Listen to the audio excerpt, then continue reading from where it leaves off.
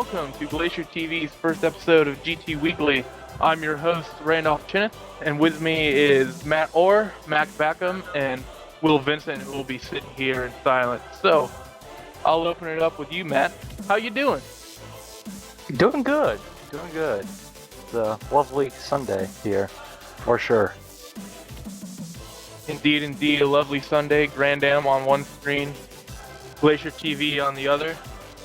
And so Mac, how's things over on the other side of the pond? It's good here. The weather is nice as well. Good Sunday. Nothing to complain.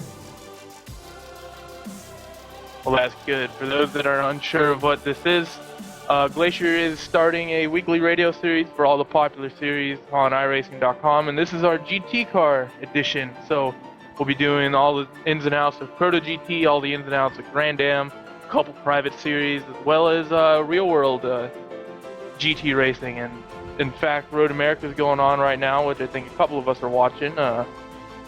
Looks like the Delta Wing is actually. Yeah, I think we're all watching it. The Delta Wing is actually not crashed out yet.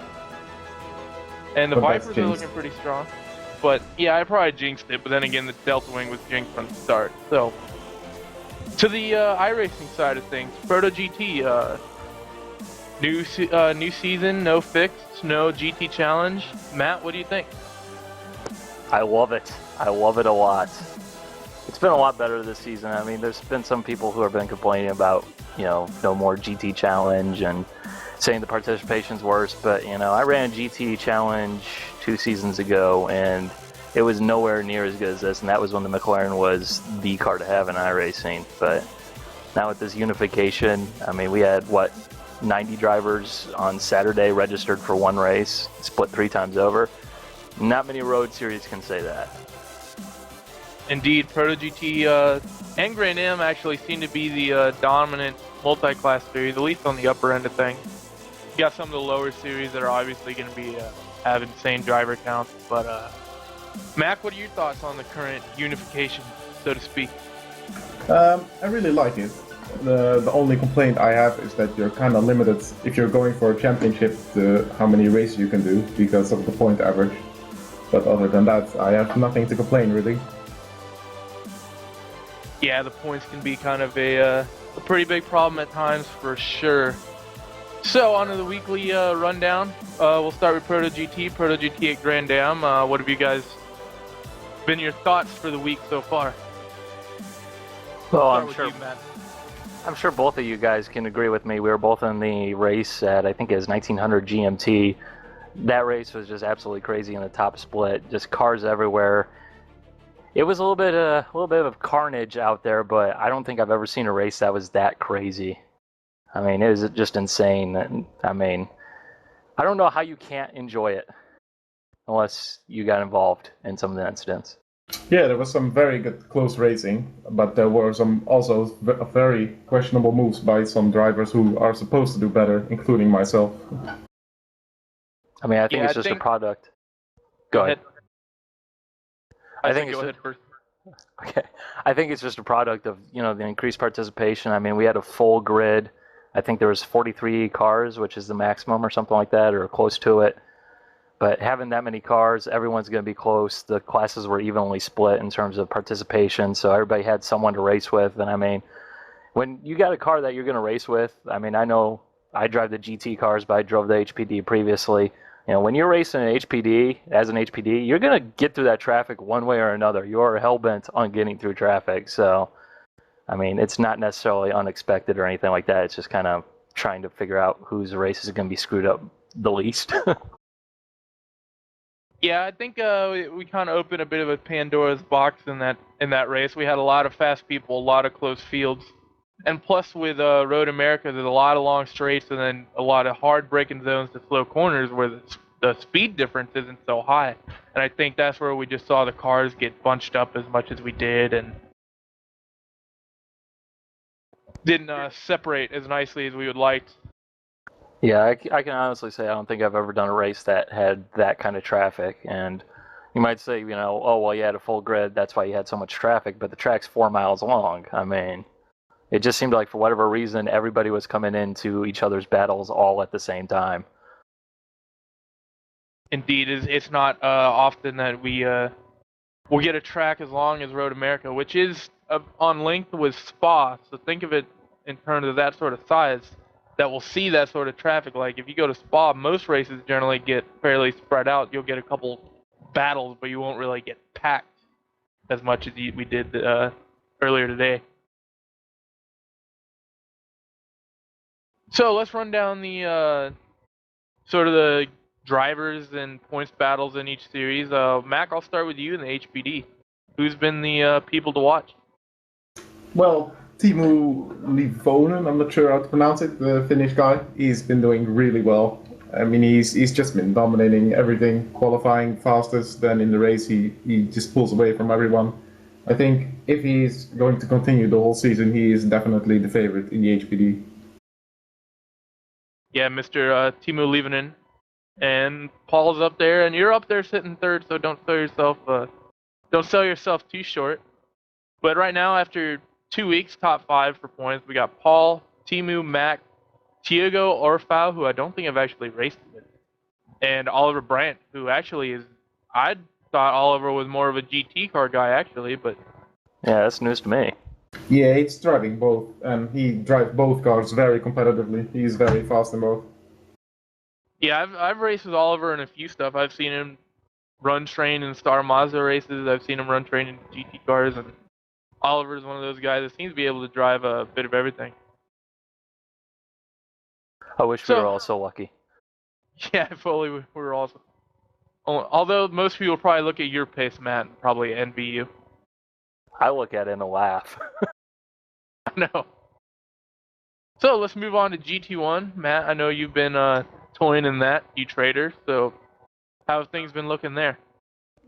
Hey, it's just more fun, man. Got 600 horsepower. How can't you like it? But, it seems pretty much up in the air, really. William, however you pronounce his last name, I think it's William Levike. Yeah. I don't know how in the world you get Levike out of the way that's spelled, but French-Canadian goodness, I guess. Yeah, that's Is what it really Levike? I thought it was Yes, Levike. it's Levike. Okay. No, it's Levike. The more you know. He's obviously really fast. You have Frederick Fullestad up there who's just as fast, but I don't think he was really committed to running a full season, although he showed up both weeks. Those two guys, you have Renz, obviously. It's going to be a battle, honestly. I don't know who, because it's really just going to come down to how the drop weeks play out and who participates in what race. I mean, it seems like pretty much every race has had the same field of drivers when it comes to the Saturday and Sunday big grids. So, I mean, really at this point, it's anybody's game. Very fast field of drivers there, very balanced.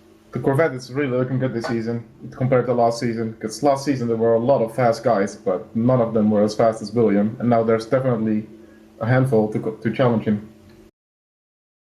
Indeed. As mentioned, we got Frederick Paulstad, he's one of those guys kind of like Oliver. He kind of drives kind of anything and everything. He's just like, I'm just going to be faster than everybody. And then he is.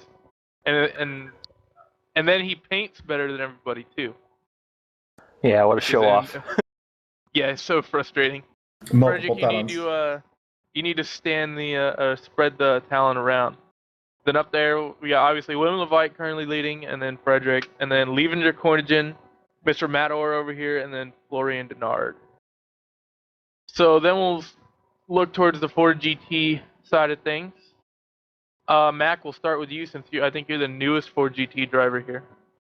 Yeah, probably, I guess. Well, in the GT2, I think Kimo is looking very good for the championship, but there's his Finnish friend Rupi as well, and John, of course, who got very close to winning last season.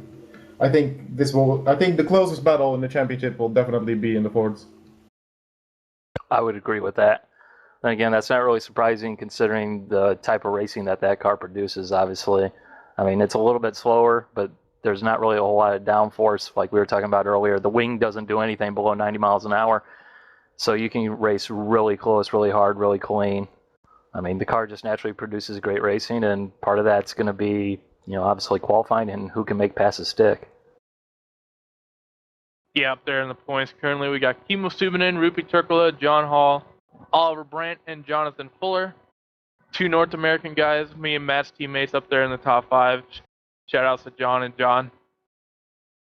And John is kind of a new addition up there in the top, actually. Chemo, Rupee, Oliver, and Jonathan, I know, have been running the Ford a lot. But John kind of came out of nowhere last season and started competing for wins straight away, it seemed like. John Fuller? Hall. Oh, yeah, I think he was a Grand Am guy, actually. Which I guess probably, well, I'll let you take that. Yeah, he didn't seem in the beginning of last season. He didn't really. He was fast, but not as fast as Chemo, for instance. And then, like in the middle point, I guess he just practiced a lot, and well, it shows because he's getting really fast now. Yeah, John puts in a ton of practice. Yeah, he was just new to the car last season because I ran into him a couple of races, I think a couple of seasons ago when I was doing GT Challenge, and he was just on a completely another level. Indeed. So, let's look to what we got coming up next week in the schedule. Next week we're going to be at Montreal, Circuit Gilles Villeneuve. How do you guys think that's going to go? Oh, yeah. I'm excited for that one, for sure. Fun circuit. A lot of people saying that it's going to be a terrible track for multi-class. It's going to be a mess. But really, you look at the corners, you have that left-right combination. You have the right-left combination. Both of those are plainly obvious that you're not going to be able to get through there as an HPD or Corvette passing a Ford. So I think it'll be really easy, and it's going to be fun. That circuit is a riot. Yeah, it has a good layout, and well, you should be able to overtake after every corner because it's always followed by simple small straight. But the only problem is that when I drove there around in the HPD, there's very little grip on corner exit. So I don't know how it is in the GT cars, but I guess they will get a much better exit because of the increased mechanical grip. Yeah, usually it seems like the Corvette's a little bit stronger on exit than the HPD. The Ford's about the same because it just doesn't have the power. But I could definitely agree that there will be some incidents where a Corvette runs over an HPD on corner exit.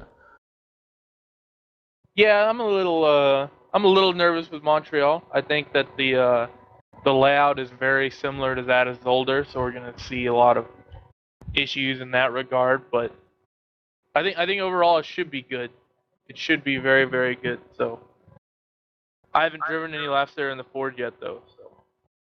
Yeah, I've only driven in the Radical actually back in week 13, but I don't think it's going to be that bad. Zolder really wasn't that bad, except for the fact that it's just nowhere to pass. I mean, at least with Montreal, the straights seem they're going to be a little bit long enough that an HPD or a Corvette's going to be able to get up the inside of a Solar class car and make their presence known rather than having to kind of be super aggressive into the corner or just wait all day. I think I had a HPD behind me for a lap and a half in the Ford GT last season at Zolder. It's pretty crazy.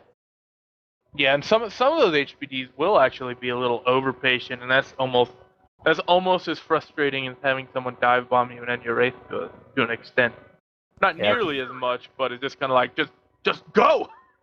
Yeah, you're expecting it the entire way. It's just like, I know you're going to get past me. Your car is 10 seconds a lap faster.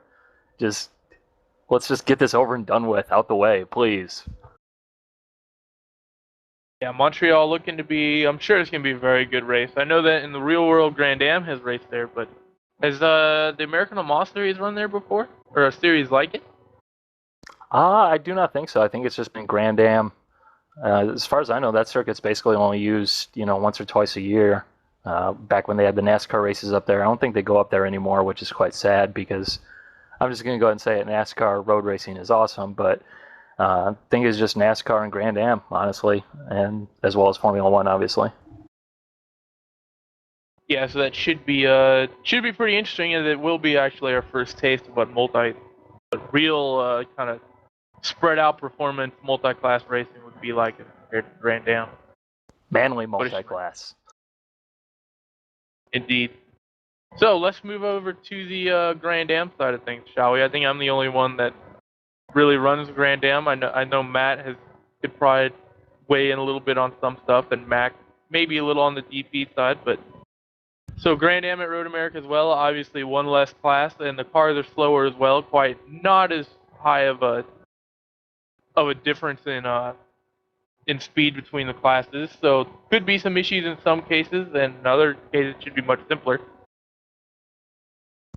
Yeah, it seems like it's, I kind of look at Grand Am as sort of a primer series for Prototype GT. The mixed class interaction is definitely a lot simpler. It's a lot easier to get a hang on, basically, and kind of understand what's going on. It's a lot easier than being ambushed by HPDs in the kink at Road America. That is very, very true. Now, for some that don't know, the Australians actually run a Grand Am series every week, and they have some extremely fast guys, and they run basically their own sort of, basically I would call it a league, essentially using the official series, kind of like what we did last season with Proto GT, and they put on some fantastic races.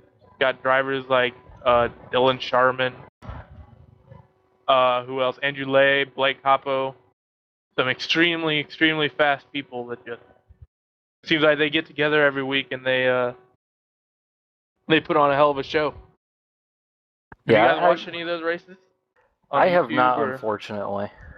Yeah, I've seen some of the broadcasts, and it is some very close racing. I remember a Spa race of 80 minutes, and in the end, the DPs were the first and the second DP were only separated by 2 seconds or something. Yeah, they put on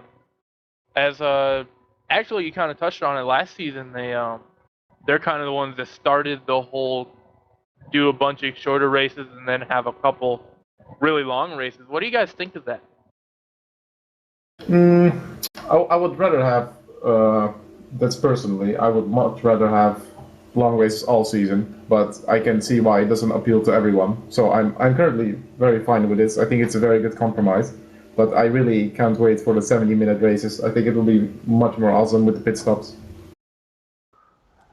Yeah, I'm pretty much in the same boat. The way I look at it is, if it having a 45-minute race, and I believe Grand Am also does a 45-minute race, but having a 45-minute race in those series, if that's what gets participation up and keeps it up, I'm cool with that. But personally, I prefer to go back to the way it was when Prototype GT was originally built in, I think like in 2011, where, if I remember correctly, we had 65-minute races or 90-minute long races, which, those cars are built to race long races. They have huge speed differences, as I'm sure both of us, or all three of us, I guess I should say, can attest to.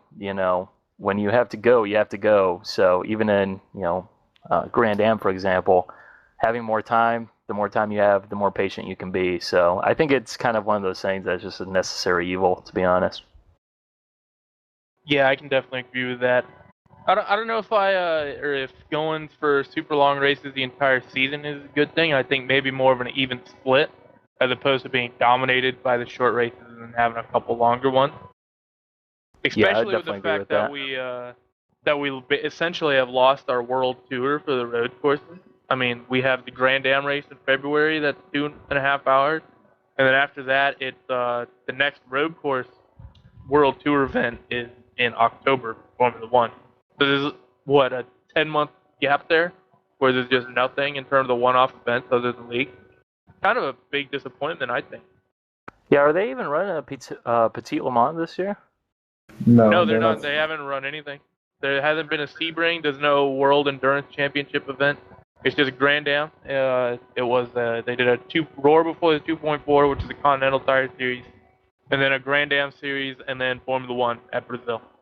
Yeah, that's a joke, because I mean, especially with this being the last year of the ALMS, and the type of multi-class racing that we have, having Road Atlanta, obviously. Why aren't we having a Petit Le Mans endurance race, World Tour event at the end of the season? It just seems really, really kind of a shame. What's a bigger surprise to me is, if you look at iRacing's newest GT car, McLaren GT3, we have Spa. Why don't we have a GT3 Spa event? It would make too much sense. Yeah, go ahead. I think they're just kind of laying low on it until they get that Z4 GT3, which may happen precisely never. But, soon. Yeah, iRacing soon. iRacing soon, Valve soon, Blizzard soon. Yeah, it's all the same. Yeah, I think they're really just kind of just waiting until they get another car, because I know they really want to do multi-car single class, and I think a lot of us would agree that we want multi-car single class. But until then, I don't think we're going to see much. I think it's kind of like how they just kind of shoehorned the McLaren into Grand Am. Just kind of like, okay, that's where it fits. We're happy with that. It's good enough for now. Well, it fits better than the Mustang did, to be fair. And I'm saying this as a Mustang driver. Yeah, for sure. I mean, especially with the Daytona prototype that we have being what I call a Gen 3.5 because it's somehow a downforce car and artificially fast, it seems. You know, with the McLaren being a little bit faster than the Grand Am GT cars in the real world, you know, it all kind of equals out and you keep the same type of class interaction. Yeah, you kind of touched on it there. I was going to bring up the DP is scheduled for a rebuild at some point. A lot of people are kind of looking forward to it because I think it's like 4 or 5 seconds faster per lap at most tracks than the real world. And I think I'm looking forward to it. I think I've been trying the DP this season for the first time, and I found it a little unpredictable at times and a little on the squirrely side, which I generally don't like. Some people may not run into those issues, but curious if you guys have tried it or your thoughts on it. I can honestly say the last time I ran the Daytona prototype, which is actually the only time I've run the Daytona prototype, was back at the Daytona 2.4 this year.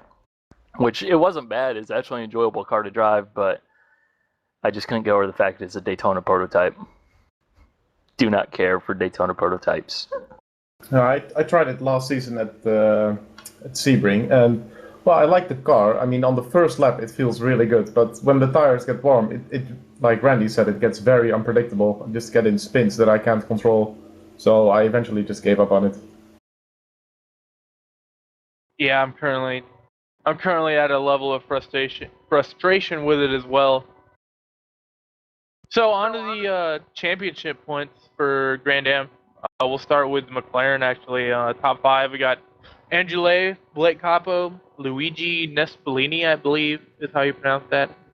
Bruno De Carmo and Xavi Estella in the top 5. A couple names in there I recognize, mostly Andrew and Blake, both Australians actually. Probably coming from the strength of field races that I talked about earlier. Any names you guys recognize? Anyone you've raced with? I can't say I've ever raced with any of those guys, although I'm going to have to put my money on an Australian or a New Zealander. But then again, I just offended either one of them by even suggesting one or the other. Yeah, I haven't met any of them either. There's Fabio Gonzalez in 11th in the DP who also races the LMP, so I know him from there. But other than that, I don't see anyone. You know what's real shocking? In the top 10 for the McLaren, there's not a Finn. Well, that's because they're all driving over in Prototype GT. Maybe That's I need true. to go to Grand Am. I like it better without those guys. I have a chance. Indeed. And then in the Daytona prototype, we got Alex Lamb, Bernard Berger, George Sandman, Mika Lurkey, and Efkan Burkai, I think is how you say that. Yeah, I'm not sure about that either. Hard name to pronounce, I think. I'm not even going to take a guess. So again, there's an Australian in there, and George Salmon, who, although it says he's from California, he wakes up at 4 a.m. on Thursdays when they race, and he hops in their races, and he puts on a good show. He's one of the few people that can really keep up with some of those ultra fast guys. So it's actually pretty. He has some great pace. So moving on to the Real World Series, American Le Mans Series, 9 minutes left at Road America, and we just had a caution come out. It was like a GTC car binned it. Indeed. I'm not sure if they're going to be able to get that cleaned up in time. Hopefully they can. Obviously, for those of you guys that are not watching the race, there's only about 8.5 minutes left, and there's a pretty big crash, so it's going to be pretty close. Hopefully they can get back to racing now. That is in turn 1, right?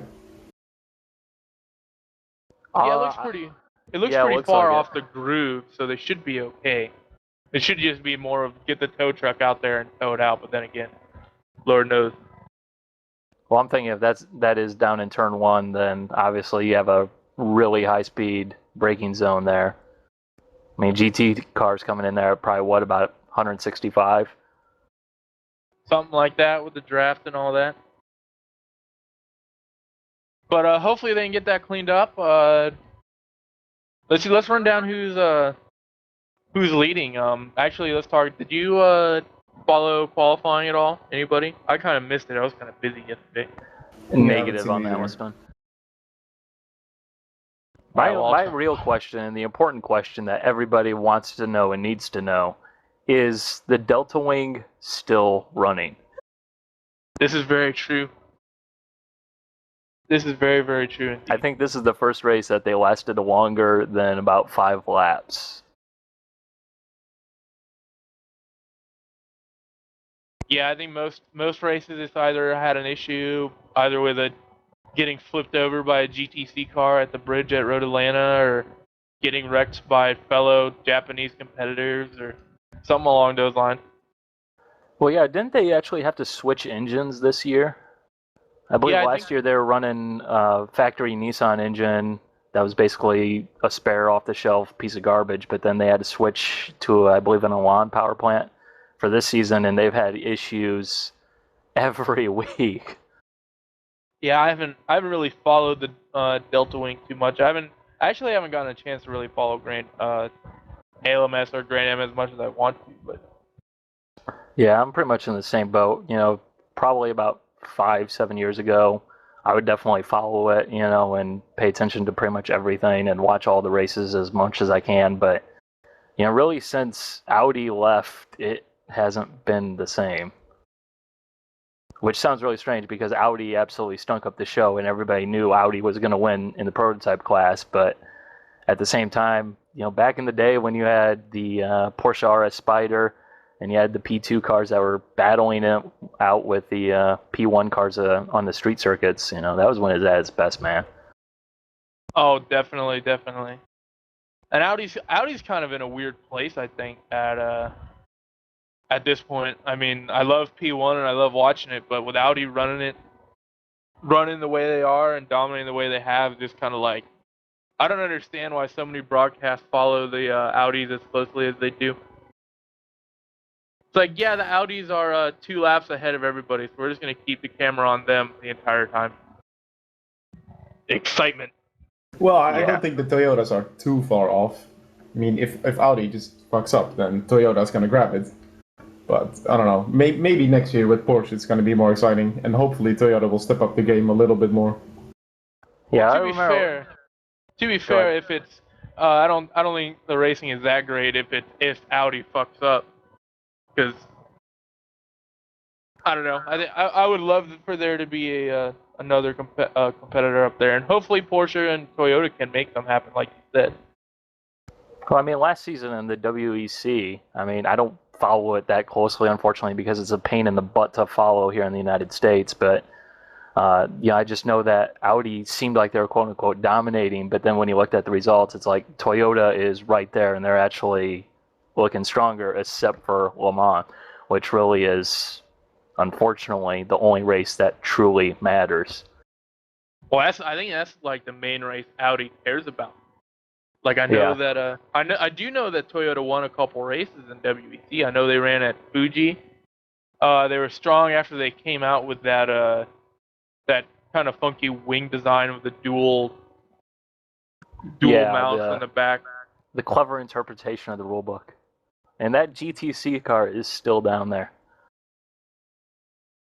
Yeah, I don't think it's going to get cleared. I think they're just going to leave it. They should just leave it. I've seen them do that in Continental Tire races before.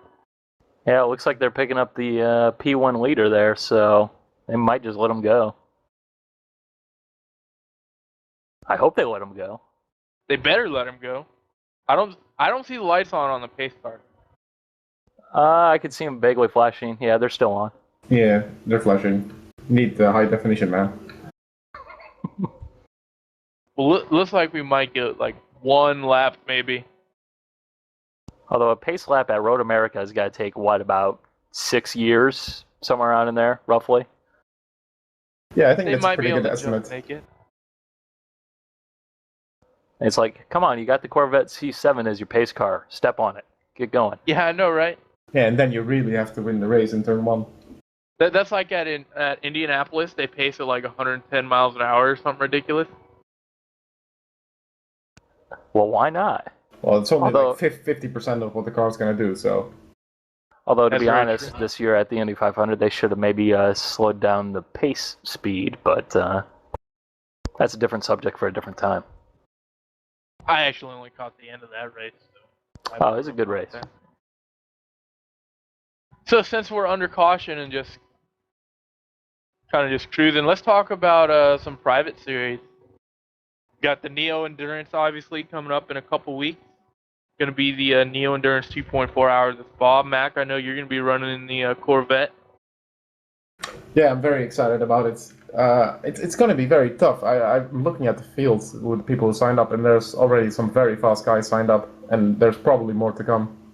And well, Neo always does an amazing job with the events, so can't say anything else but looking forward to it.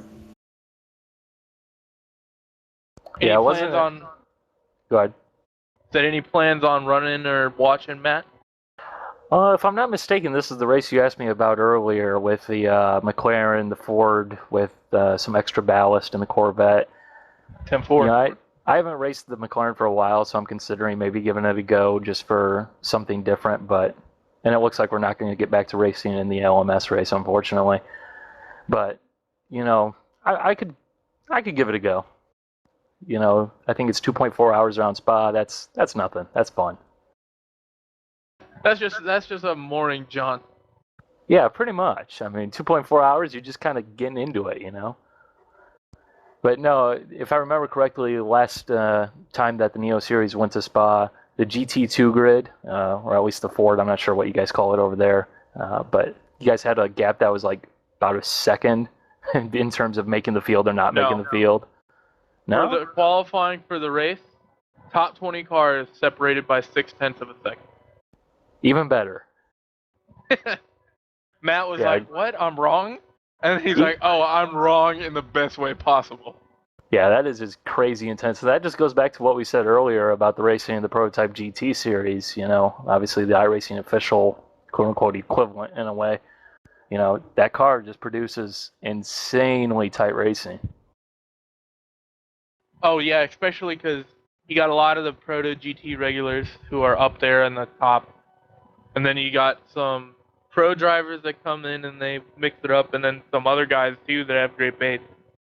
And it's like that in all the cars. It's like that in McLaren, and it's like that in the Corvette as well. Yeah, when you have those big, you know, quote unquote hosted, I guess you could call them, races that everybody knows about, everybody marks them down on their calendar, you know, they're in the forums, people are running around with their signatures, you know, displaying when the event is. You know, you get a lot of drivers who might not ordinarily race in it, but certainly have the talent. I mean, talking about races where people can practice for, you know, weeks on end, you know, just for that one race if they want to. So everybody's pretty much dialed in come race time. Yeah, and the thing that really helps the driving quality is it's a race you have to pre-qualify for. So it's not like you sign up and, hey, you're in.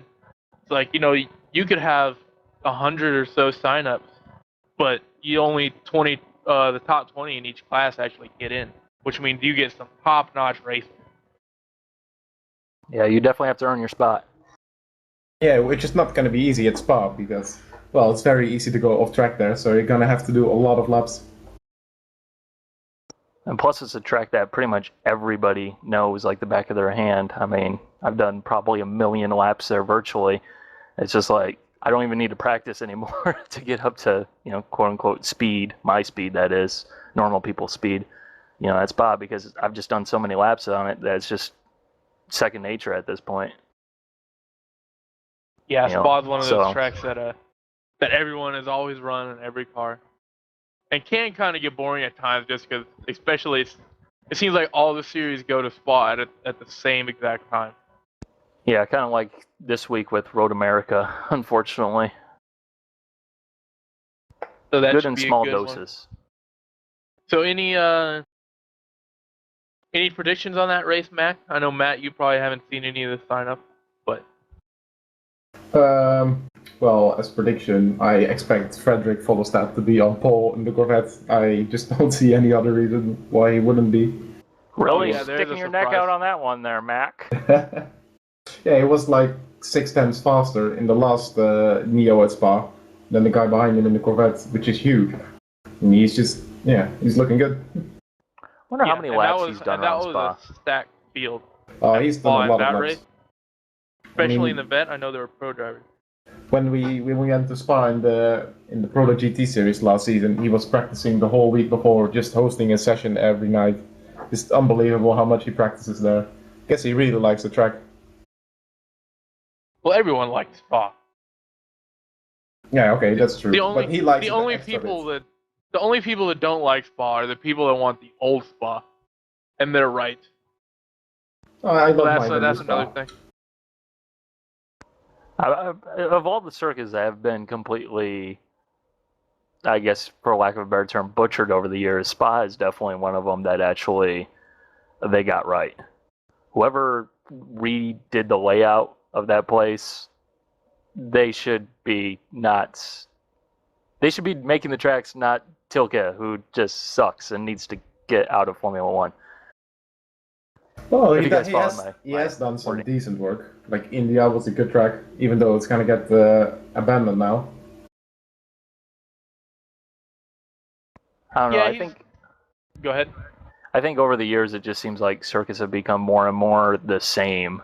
And, Spa is one of those tracks that, it's still somewhat the same, but it still feels like you're going somewhere. And, a lot of these newer circuits just, quite frankly, don't feel like you're going anywhere, which is really boring. I mean, at the end of the day, you're driving around in a circle, but you don't need to feel bored while doing it. Yeah, I can definitely agree with that. It seems like a lot of racetracks have lost their I don't want to say the difficulty, but maybe the danger aspect. I mean, in a lot of cases, it doesn't seem like people are pushing it as much as they are, just the way the tracks are built. With all this runoff, then every straightaway that's remotely decent in length needs a chicane. Yeah, I mean, And if you're at Le Mans, you need two. Actually, Le Mans is the one track that I actually prefer with chicanes than without. Yeah, I'm that one guy in the entire world who actually prefers it with chicanes, but it's just kind of one of those things where as long as the chicane is actually purposeful, like Le Mans, it's still a passing opportunity. It would have been anyways, obviously, with a 3-mile long straightaway. It'd still have been a passing opportunity, but it's still a passing opportunity with the chicane there. Still an opportunity to get through the slower class cars. Yes, it slows the cars down, and we as fans, we like to see the cars going 250 miles an hour. We want to see no runoff room at all, but I think most of us realize that obviously it has to be somewhat safe. Like I think about Mosport or Canadian Tire Motorsports Park. They paved that. Yeah. Yeah, everybody still knows it as Mosport rather than whatever it is now. Well, that's like Sonoma. They changed the name to Infineon, but everyone called it Sears Point or Sonoma. Yeah. But you look at Mosport, they paved the runoffs recently, I believe, in preparation for a NASCAR race, actually. And, a lot of fans are looking at it going, well, you can't pave the runoff in turn 2. Everybody knows that. If you go off in turn 2, you crash. There is no ifs, ands, or buts. That is how it is. That is how it needs to be. And, quite frankly, as a driver, if I was driving in the real series, I'd be like, yeah, I want that runoff room because that's less likely to be a serious crash. But, at least as a spectator, at least driving here at iRacing, I'm glad that we still have grassy runoffs. Well, it definitely makes it more exciting. If we had the pavements, that would have saved a lot of people's race in last season, week 9, I think. We don't want to talk about that race. You mean the race where like 15 HPDs started and like 2 of them finished on the lead lap? Yeah, I think that's the driving standard of bottom split NASCAR iRacing series races. Week 13 street stocks. Yeah, but most sport, like you said, is very. I've very seen difficult. better racing at the figure 8 in week 13. Yeah, Don't most you sport, talk though. smack on the figure 8. That was that was so much fun. We should do prototype GT figure 8 style. Hey, Road America Everybody might says as the well have HPD been. is a tank, right? People say the HPD is a tank. But the same people also, I've seen people say the Ford GT is a tank, and I don't know what they're talking about. The Ford Yeah, it's all GT in is how a you tank. hit it. I mean, both GT cars are very tough compared to the HPD, in my opinion. Well, you took me out with the lightest of touches of VIR back. Yeah, but that would have happened in the HPD as well. I don't know, in You testing for... like barely touched me and I spun, and I was like, okay, I'm gonna be fine. And then to drive, I had to hold the wheel 90 degrees to the left. I was like, what? I don't know, in testing for Sebring last week, I was driving the Ford just offline, and I was coming down the main straightaway, and there's that wall on the right. There's a little bit of a, like, crease as it goes back towards the right, back towards pit lane a little bit in those cones. So I'm moving over to the right, and then all of a sudden, my car just snaps in two, and I'm just like, oh, God, what happened? I look at the replay, my right rear wheel is, like, completely deranged. I didn't even hit anything. See, the Ford is fragile, people. Very fragile. You don't even need to hit anything for it to snap in half. Maybe just a bit too much bump. In fact, don't even hit them at all. We'll just say that. That way people aren't tempted to strength test the Fords, as they already seem to be. I just remember at Interlagos when I switched to the Ford again. In one race I got smashed on the back so hard, and I smashed someone with my front, and which was Matt, I believe. And the car was fine. And if I did that in the HPD, well, race over times two. Yeah, I managed to spin out, and there's still the entire GT field coming at me, except for like two cars. I nearly hit you. Yeah, I saw you come around the corner. I'm like, oh my God, is my teammate really just going to totally destroy my car here on the first lap? Please no. This would be embarrassing to the highest degree. I saw the yellow, and I was looking on, because I have 3 screens, and I was looking on the left, and I didn't see anything. And I think you were just behind the A pillar. And then I'm like, okay, I don't see anything. And then I go to take the corner, and then as I get to the exit, I see you, and you're just right in front of me, like, oh God. Deer in headlights moment right there. Yep, but I managed to dodge around it, and then you still beat me. Yeah, I did, didn't I? Yes, you did. Because I spun twice because I'm a talented racing driver. So on to Real Series. Did anybody watch Grand Am yesterday? I know I did. Nope. I watched the last 20 minutes, but I didn't really know what was going on. Who won? I don't remember. I just, the race was over, turned it off, and went to sleep. I really don't know the names in Grand Am. I don't know the cars. Well, saying not nobody watched the race, I guess that leads into the convenient discussion, obviously, with both the Grand Am and ALMS at Road America this week. Indeed. Doubleheader. I think it's a good thing. I mean, obviously they're preparing for the unification. USCR. Yeah. And what do you guys think about that? Right now the big hot topic is Daytona prototype, and by the big hot topic, I mean the only hot topic. Well, I don't know if it's even the only at this point.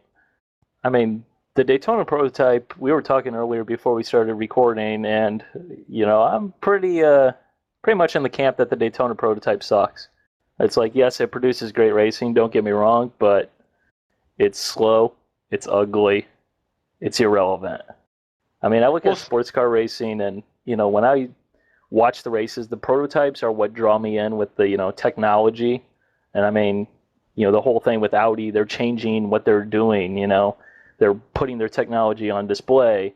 But you look at a Daytona prototype, it's a tube frame, generic V8, same thing car. There's no excitement with it.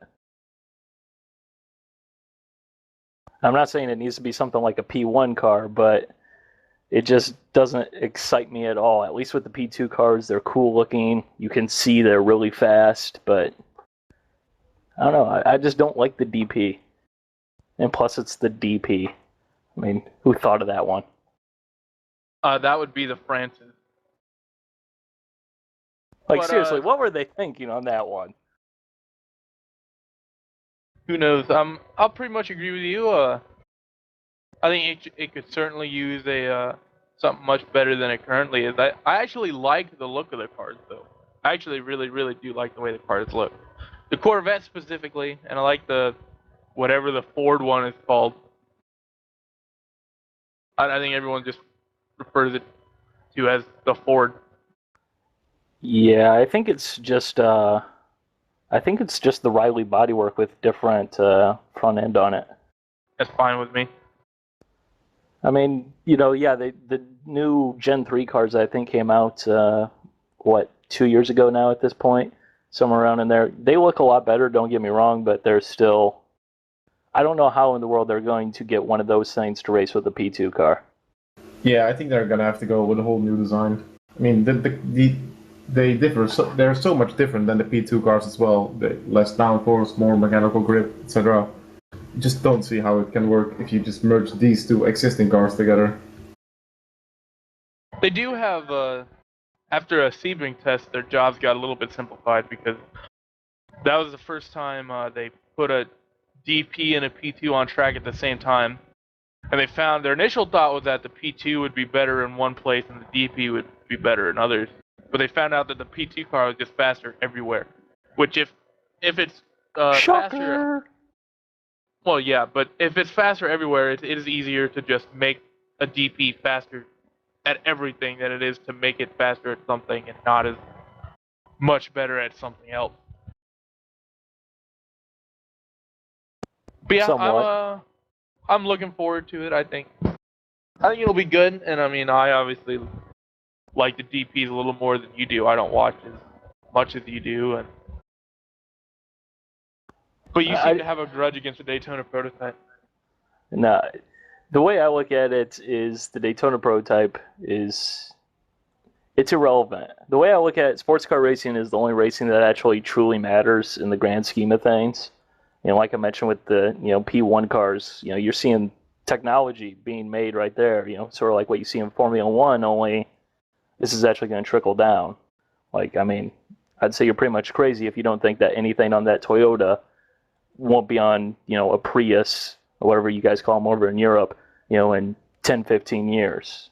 I mean, it's important, but the Daytona prototype is completely irrelevant.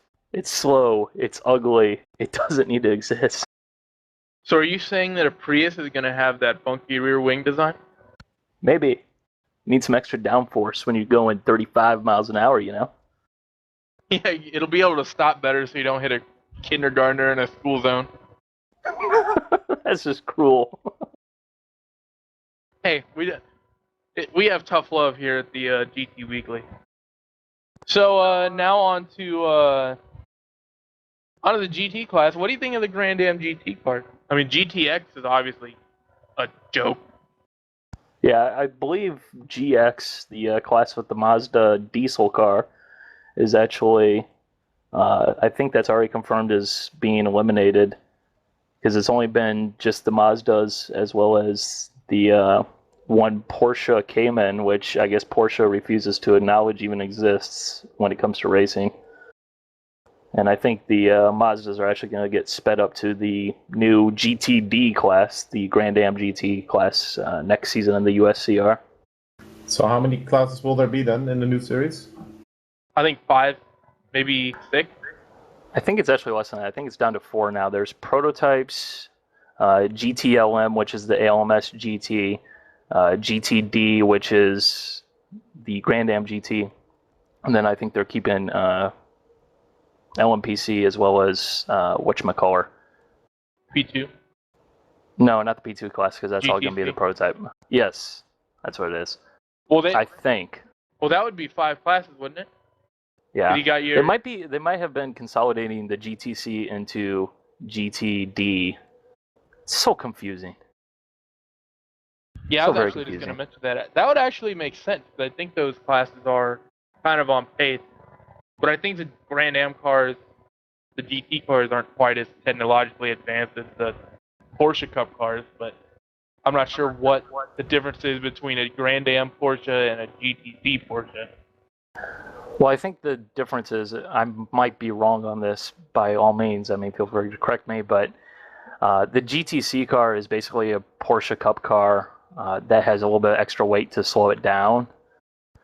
Because obviously they want to make sure that's slower than the GTLM cars, or the GT cars, whatever you want to call them right now, to make sure they're not racing with each other, similar to what we had in the GT Challenge here in iRacing a couple of seasons ago.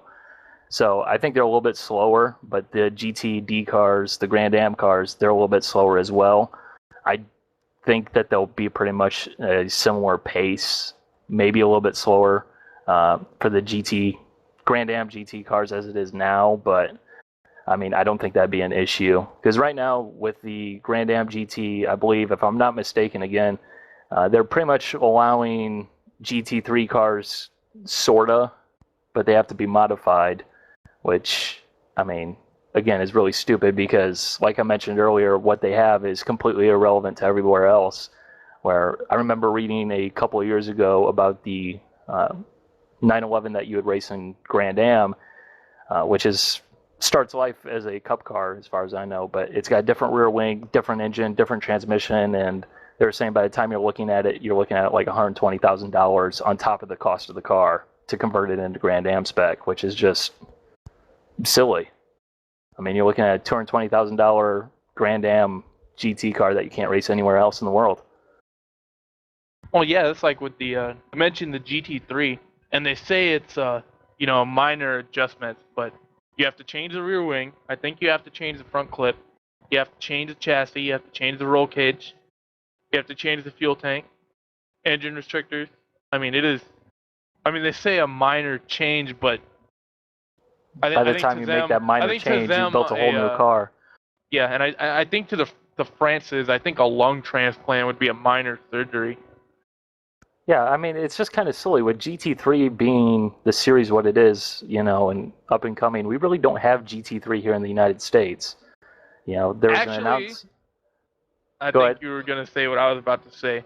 But I think so too. I was going to say, we're going to go from Grand Am GT doing it completely fucking wrong with GT3, and we're going to go to the Pirelli World Challenge doing it absolutely fucking right. And announcing that their top class is basically just going to be GT3 at this point. Exactly.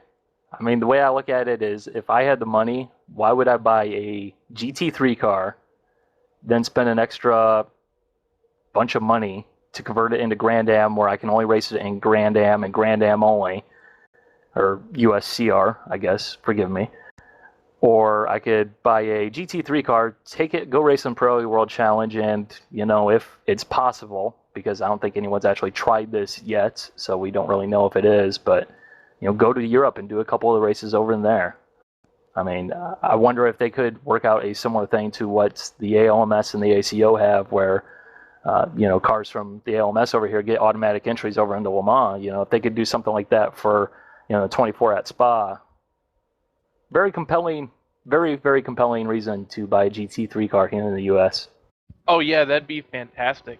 And the other thing I'd like to see is, I want to see Cadillac and, likes of those guys that run up front in the PWC GT class. I wonder why they haven't really run in GT3 as much. Well, there's not really a GT3 class here in the U.S., though. That's the problem. Well, yeah, I know that, but I'm saying, if I was Cadillac, to me, marketing-wise, it would be great to go to Spa and compete with, Audi, compete with McLaren, as opposed to just basically beating up on Volvo and... Hey, that Volvo is badass, okay? Yeah, that Volvo is badass, but they're not getting really that great. I don't think they get that great of marketing from they don't. Pirelli World Challenge, as opposed to going to Europe and saying, hey, Europe, this is our Cadillac, and it's fucking awesome. Yeah, that Cadillac is awesome, by the way. It's awesome in iRacing as well, but if you can drive it. I think that's kind of... if you can set up a diff. That's easy. Or download a setup off of the forums. Well, but I think some people can't even do that. True. I think part of the reason, though, is with GM, obviously they have the Corvette. That's their pride and joy when it comes to sports car racing. That's always going to be there, in terms of if they're racing, they're going to be racing the Corvette.